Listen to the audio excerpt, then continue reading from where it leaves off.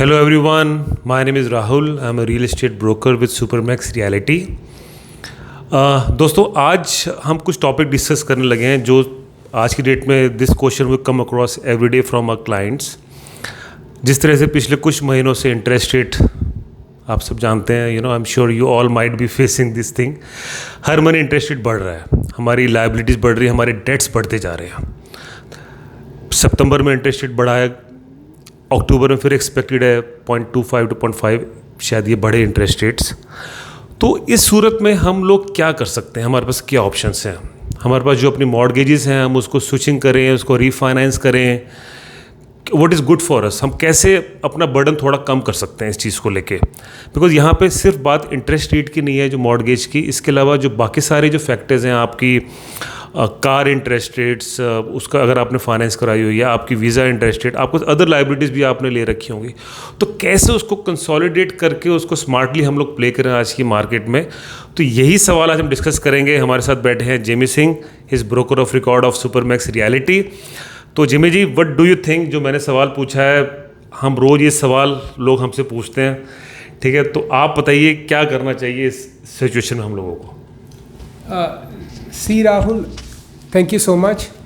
तो obviously with increasing interest rate, जैसे हम सबको पता है कि साल में ऑलरेडी बैंक ऑफ कनाडा कितनी बारी रेज कर चुका है. जितने भी लेंडर हैं उन्होंने वेरिएबल मॉर्गेजेस या जो प्राइम रेट था कितना ऊपर चला गया, right. So I have a feeling कि we are not done yet. मेरे को लगता है अक्टूबर में दोबारा से 50 बेसिस पॉइंट बढ़ेगा. Please don't say this. No I don't wish on anybody, but जो हालात चल रहे हैं to control the inflation, they have to do certain things for the greater good.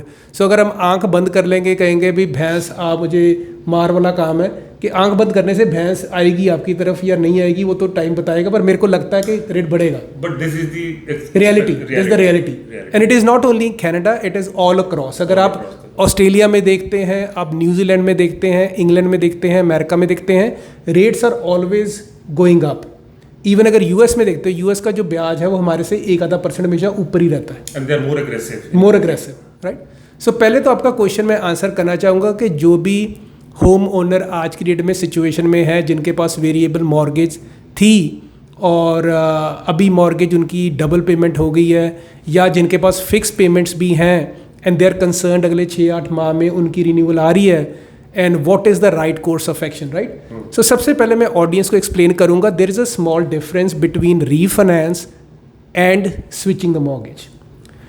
जब हम स्विच मॉर्गेज करते हैं, इसका मतलब है लेट्स से किसी ओनर के ऊपर 5 लाख का मॉर्गेज है, so he is taking that 500,000 mortgage from one lender to the other lender the same amount just to get better terms and deals. मतलब मेरे पास स्कॉशिया है तो मैंने टीडी बैंक में ट्रांसफर कर दिया. हाँ, तो उसको हम स्विच कहेंगे. अमाउंट सेम, आप अमाउंट बढ़ा नहीं रहे. 5 लाख की मॉर्गेज स्कॉशिया में थी, आप कहोगे मैं 5 लाख की मॉर्गेज टीडी में लेके जा रहा हूँ, पर मैं उससे नेगोशिएट करना चाहता हूँ या मैं अपने कुछ डेट को कंसोलिडेट कराना चाहता हूँ. जैसे शुरू में आपने बात की है, सबसे बड़ा जो कंसर्न है जो हम नहीं बोल रहे कि पीपल आर कंसर्न कि मॉर्गेज का पेमेंट बढ़ गया. Yes, for most Canadians housing cost और housing mortgage is the biggest liability.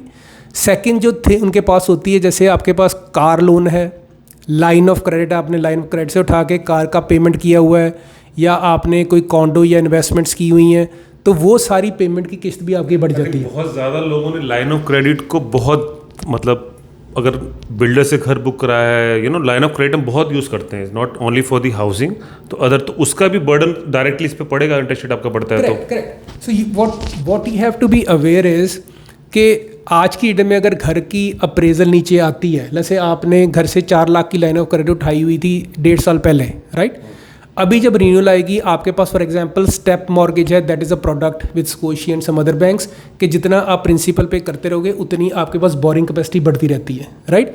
तो अगर आपके घरों का वैल्यू नीचे आ गया है, इट इज़ वेरी प्रोबेबल कि बैंक नए अप्रेजल के हिसाब से आपकी लाइन ऑफ क्रेडिट की लिमिट कम कर दे, right.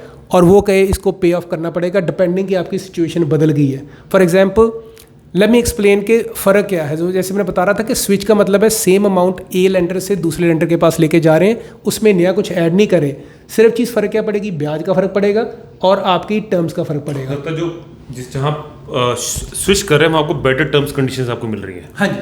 And then depending on your situation credit सब कुछ, और रीफाइनेंस होती है कि हम अपनी मॉर्गेज को उठा के ऑब्वियसली सेम लेंडर या दूसरे लेंडर के पास लेके जा रहे हैं. It can be on your maturity of the term और it can also be sooner than the maturity. जरूरी नहीं कि हम वेट करते हैं 5 साल की टर्म है तो ख़त्म होगी तभी शुरू करेंगे. कई लोग उससे पहले भी करते हैं. उनको लेट्स से कोई पैसा चाहिए, बैक होम भेजना है, कोई बच्चे की शादी करनी है, there like 100 things that can happen, right. तो वो एक्स्ट्रा मनी अपनी इक्विटी से निकालना चाहते हैं, then we go for refinance. अगर इक्विटी है उस घर में. करेक्ट.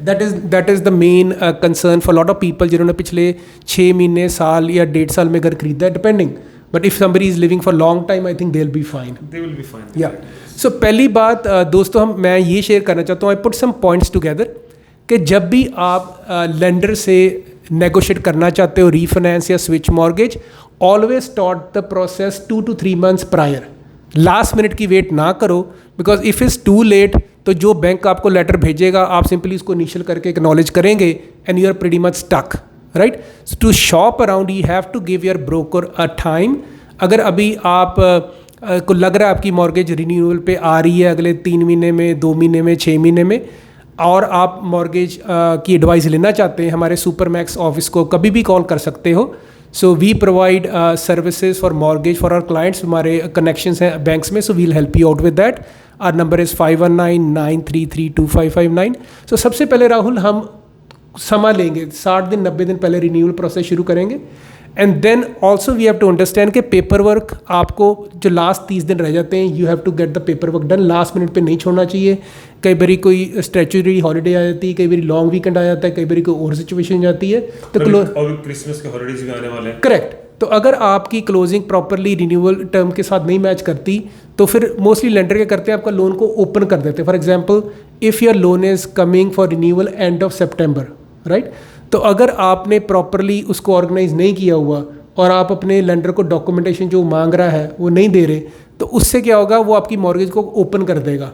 सो पर टर्म शुरू नहीं करेगा, ओपन कर देगा. एंड देन वो चाहता है कि या आप उससे कमिट करो या you shop around and switch. तो during those times he just keep charging you per day interest जो भी बनता है, ठीक है. सो इसमें क्या होगा, first thing you have to organise all the paperwork. जो भी आपकी करंट पे स्टब्स है, आपकी इनकम है, जो आपके पास मॉर्गेज के बैलेंस डॉक्यूमेंट हैं. If you are switching a lender तो आपको बैलेंस भी बताना पड़ेगा. आपकी प्रॉपर्टी के टैक्स कितने आपको वो भी बताना पड़ेगा, पूरी स्टेटमेंट. सो इसमें कई लोगों के हालात भी जो जाते हैं. लेट्स से कोई लेडी आगे काम करती थी, कोई कपल उनके बेबी हो गया, so she is on mat leave, तो आपकी डेट रेशो का फ़र्क पड़ जाएगा, इनकम क्वालिफिकेशन का फ़र्क पड़ जाएगा. लेट्स से कोई बंदा बहुत कर्जे में आ गया, उसकी हेल्थ इश्यूज़ हैं, तो उससे उसकी रेशोज़ बहुत ज़्यादा हो जाएंगी. It might be hard for them to qualify. Life is very uncertain. You never know what is going to happen. Correct. So इस चीज़ में क्या करना है, you get your papers organized ahead of the game before you start shopping around. Second thing you have to do is basically ask your lender about all the fees. So आज मैंने क्या किया, कुछ पॉइंट अपने experience से आपसे share कर रहा हूँ जो मैंने देखा है कि these are all the fees they put, some can be hidden, some are to be revealed. पर जल्दबाजी में लास्ट मिनट पे अगर आप शॉप अराउंड नहीं करते, you end up paying these fees. Yeah, and these can be negotiable. So let me start with the simple one first. सबसे पहले हमें अप्रेजल, क्योंकि आज की मार्केट जिसमें कई markets are declining per month, जैसे 1-1.5%, 2% प्रॉपर्टी का वैल्यू नीचे आ रहा है, कईयों में ज़्यादा भी आ रहा है. तो लेंडर हमेशा लेंड करने से पहले एक बारी और अप्रेजल कराएगा.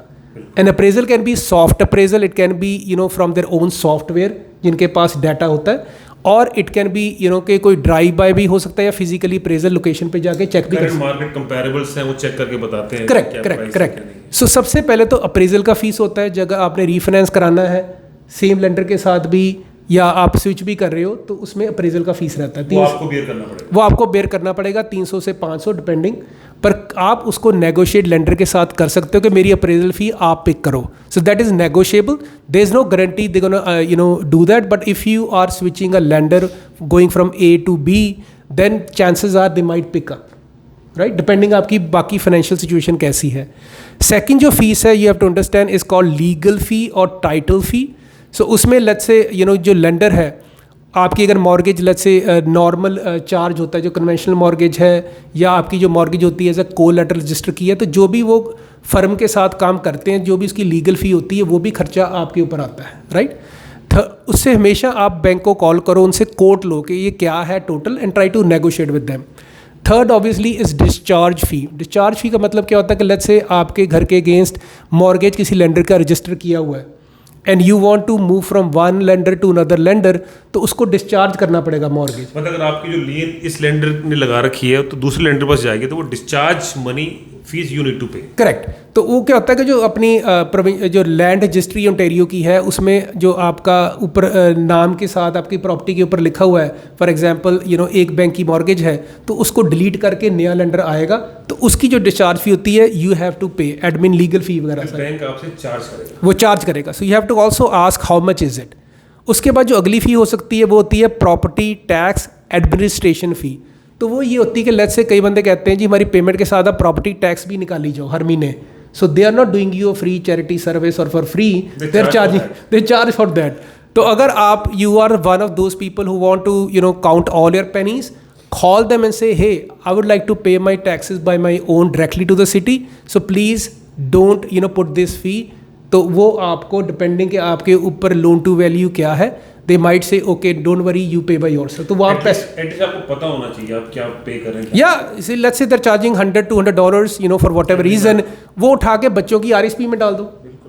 If you have small kids, उनकी RSP में डालो, कोई स्टॉक्स खरीदो, कुछ खरीदो, लेकिन पढ़ाई में पैसे जाएंगे। डोंट साइन बिना देखे आप कोई भी डॉक्यूमेंट साइन ना करें। देखें, अगर आपको डाउट है जस्ट आस्क देम कि ये किस चीज़ का प्राइस आप हमसे चार्ज कर रहे हैं। करेक्ट। एंड सबसे जो बड़ी पेनल्टी होती है वो होती है जब हम मॉर्गेज को ब्रेक करते हैं, क्योंकि हर बंदा रिन्यूअल की वेट नहीं करता 3-4 साल की, राइट। और बैंक्स को पता है, वो कई बार पुश करते हैं आपको 5 साल की टर्म में, उनको पता है भी एवरेज कनेडियन 5 साल से पहले मॉर्गेज तोड़ेगा। So they are waiting for you to break and make more money out of you, right. So penalty दोस्तों 2 तरह की होती है। एक होती है सिंपल, यहाँ पे सॉरी जिमी जी, अगर 5 साल की आपकी मॉर्गेज है, अगर आप 5 साल पहले उसको ब्रेक करते हैं तो वहाँ पे आपको पेनल्टी पे करनी पड़ती है। ये वेरिएबल मॉर्गेज की अलग होती है, फिक्स की अलग होती है। जिमी जी बताएंगे क्या क्या होती है इनकी। श्योर। सो अगर आप हमारे को फॉलो करते हैं, मेरा चैनल है real estate ed with Jimmy Singh, उसमें मैंने वीडियो बना के डाले हुए पेनल्टी के बारे में, आप बैक जाके देख सकते हैं। नहीं तो आई जस्ट नटशेल बता देता हूँ। अगर आपके पास वेरिएबल मॉर्गेज है तो उसकी टिपिकली 3 मंथ्स का इंटरेस्ट पेनल्टी आपका होता है। That is not bad, but again tell the bank to calculate and give it to you, right. Second जो बड़ी पेनल्टी होती है वो होती है इंटरेस्ट डिफरेंशियल, राइट। उसको हम IRD कहते हैं, इंटरेस्ट रेट डिफरेंशियल। सो दोस्तों वो ये होता है, फॉर एग्जांपल यू ओ अब लेंडर $4 लाख, ठीक है। तो अभी आपकी 5 साल की टर्म थी, 2 साल अभी बकाया पड़े हुए हैं, ठीक है। And then you want to break the mortgage for whatever reason and take your mortgage to other lender. आप नई प्रॉपर्टी खरीद रहे हैं तो वो करके नया रेट मिल रहा है, वहाँ लेना चाहते हैं। नो, बेसिकली इसमें ये होता है कि आप उसको तोड़ के जो, हाँ आप वो भी कर सकते हो या आप रीफाइनेंस भी कर सकते हो, कोई भी ऑप्शन है। It could be that reason. तो लेट्स से आपकी मॉर्गेज थी 1.99, उसको आप तोड़ रहे हो, आप अपने डेट कंसोलिडेट करना चाहते हो, अभी जो नए लेंडर के पास जा रहे हो या अपने एग्जिस्टिंग लेंडर के पास अपना अमाउंट बढ़ाना चाहते हो, वो देखेगा आज की डेट में मेरे 2 साल की फिक्स्ड मॉर्गेज का क्या दर है।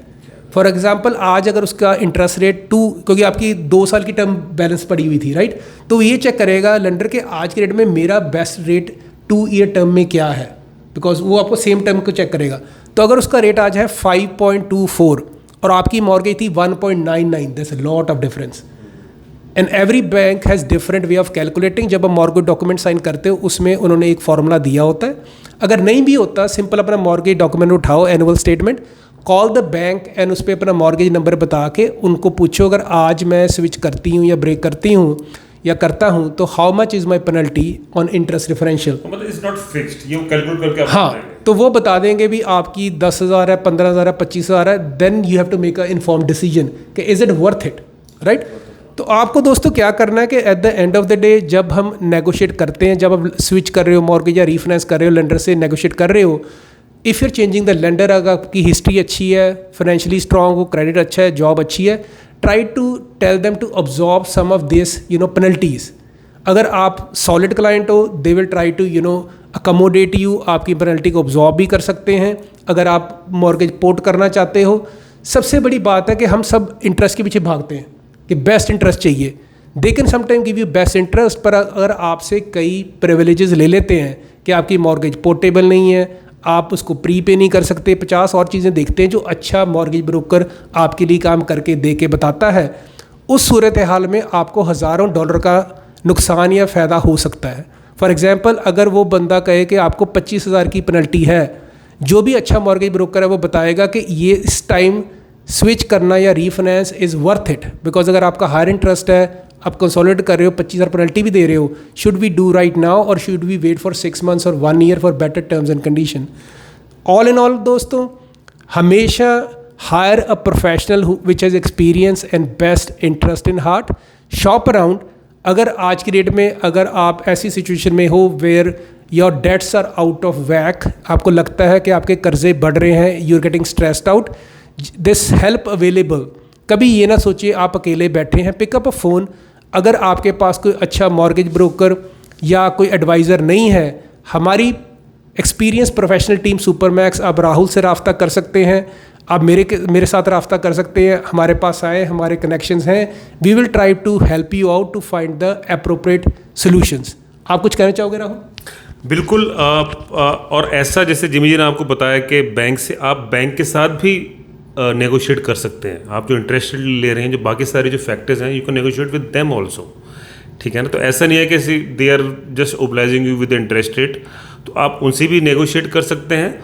और इसके अलावा आपके अगर जहन में कोई और सवाल है मॉर्गेज को लेकर, क्या करें क्या ना करें इस सिचुएशन में, feel free to call us any time, feel free to visit our office any time, ठीक है। You can call Jimmy also. Your number is 647-961-2639 and Rahul, आप मुझे कॉल कर सकते हैं। मेरा नंबर है 647-740-6048। इसके अलावा आप कोई और सवाल पूछना चाहते हैं, feel free to call us any time. Thank you. Thanks for watching.